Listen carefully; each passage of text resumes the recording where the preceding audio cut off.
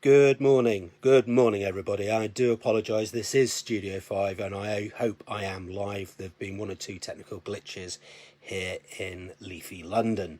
That's technical glitches with the internet, of course, not necessarily me. I just have glitches. Today we're going to be looking at what I consider to be one of the most beautifully printed contemporary books I've seen in a very long time, and this is with permission of the DeWilde Collection, who have loaned this book from their collection for the Studio 5 online summer exhibition. The art and the craft of the printer is something which always keeps me sort of spellbound. There is so much more to a book than just a few pages knocked together and sort of sewn together and then a binding put on. And I hope that this book shows you how a beautifully printed book can look. Now, of course, there are other printers, other publishers, etc., etc., etc. And I don't want to say that you should be appreciating this. I'm not as crass as that. We all have our own tastes, our own likes and our dislikes, of course. But what I'd like to do before we start looking at the book, and at the moment we're looking at the box, is for some people may not be aware of how a bookbinder receives their books or their text blocks sometimes.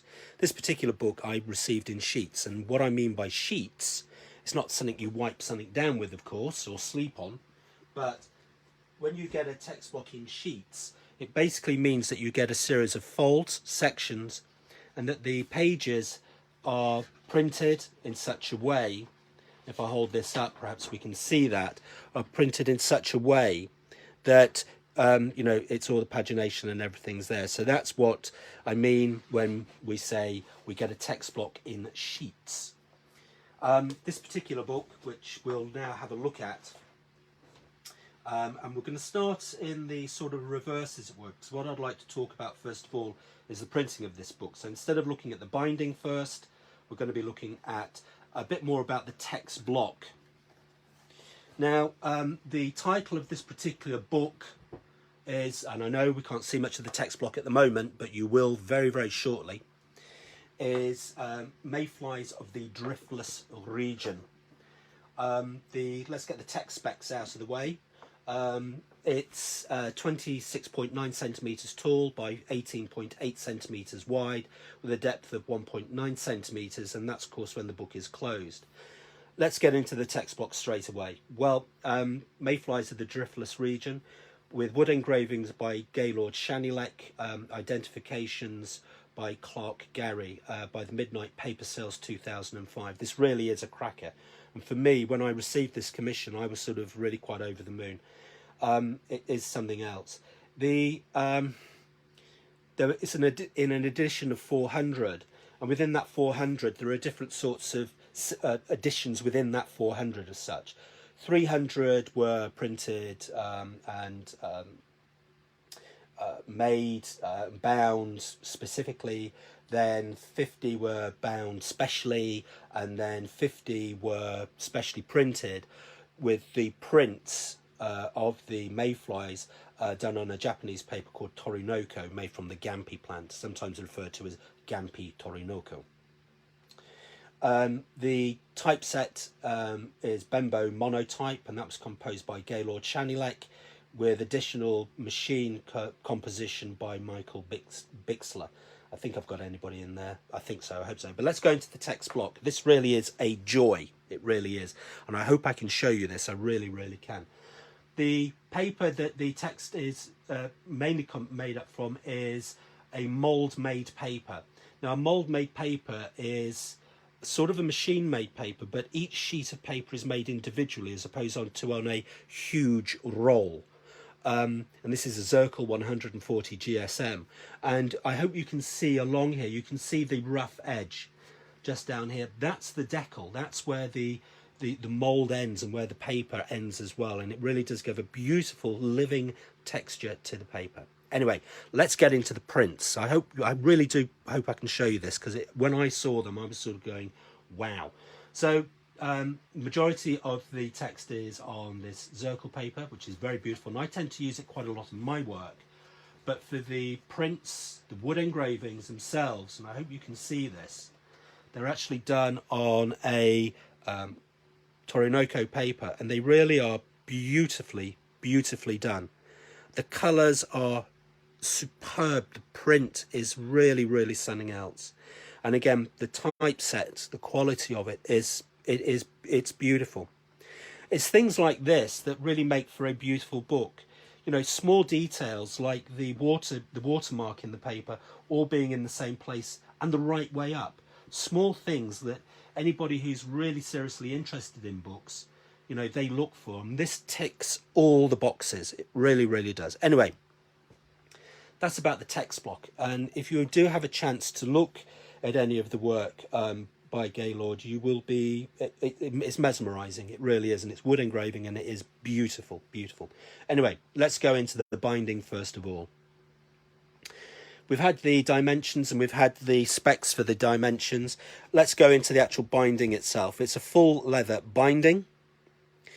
It's been hand tooled using an ink process, which I applied using a decorative wheel, which may, and I could try and get a close-up of that so you can see what I mean.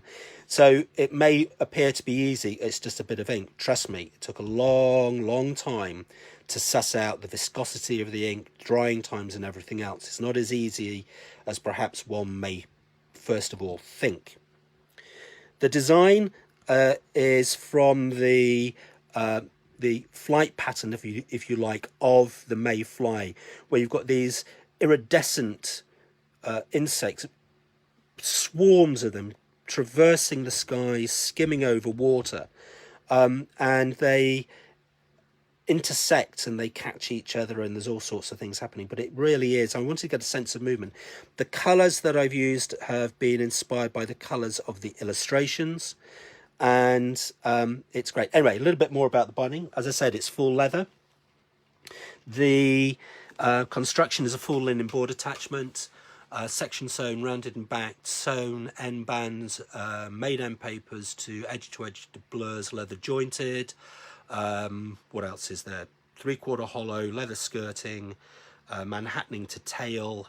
Again, that's to compensate for the decal, and that's about it for the technical stuff. Anyway, on to the inside, and this is where I've tried to combine a technique of paper decoration with what's the sort of the life cycle of the Mayfly itself.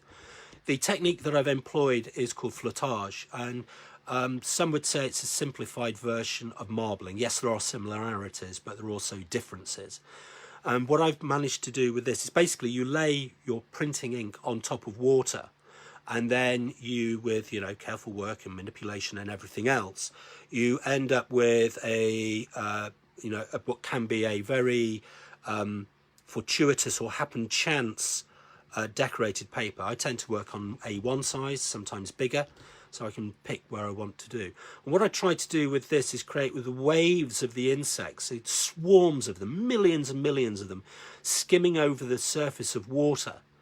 And the males sort of form these huge swarms, and then the females sort of attack the swarm of males, and then of course there's a bit of heavy petting happening. And then after, you know, the smoochy stuff, the females go to lay the eggs, lay on the water and die, while the males go to the reed bed and they die. So it's a very short sort of bit of happiness there. So what I wanted to do is create this image, this feel of swarms of mayflies dancing over water. You know, these carpets of mayflies sort of dying, very, very, very sad, really. But the life cycle of the mayfly, I believe it's in 4 distinct parts, and that's the end of it. So that's the front end paper and doublure, and then we can go into the back as well. And again, same colours, and the colours again match what's happening within the text block. But again, what we're doing is we're using this beautiful technique to create this fluidity, this flowing nature to how the inks have stayed on the paper, and it really can be very, very, very beautiful. The joy of working with a beautifully printed text block such as this is something that I never get bored of. And the balance of, you know, working with, you know, beautiful images, beautifully printed images and beautiful colours, it can be very difficult. And it would have been very, very easy for me to, you know, make a mechanical plate and just replicate something on the front of the book that, you know, is just a direct copy.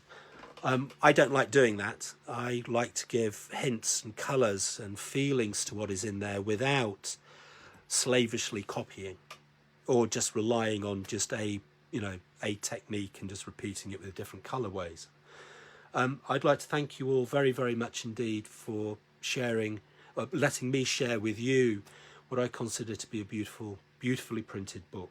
Once again, this is with kind permission of the DeWilde Collection. And again, if you're interested, not with this particular book, obviously, but if you're interested in any of the work that you've seen, please don't hesitate to get in touch with me. Though restrictions in some parts of the world are lifting, let's still be sensible. Use your common sense. Don't do as the sort of government does. You know, do better. Always wear protection. And I look forward to seeing everybody tomorrow. Once again, thank you all very, very much indeed. And, oh yes, this was signed number 3 of 13, Gaylord Shanilec. More images, tighter images of this will be available on my blog site. Links will follow, etc., etc., etc. Thank you all very, very much indeed. I hope to see you tomorrow. And this is Studio 5, and I was live.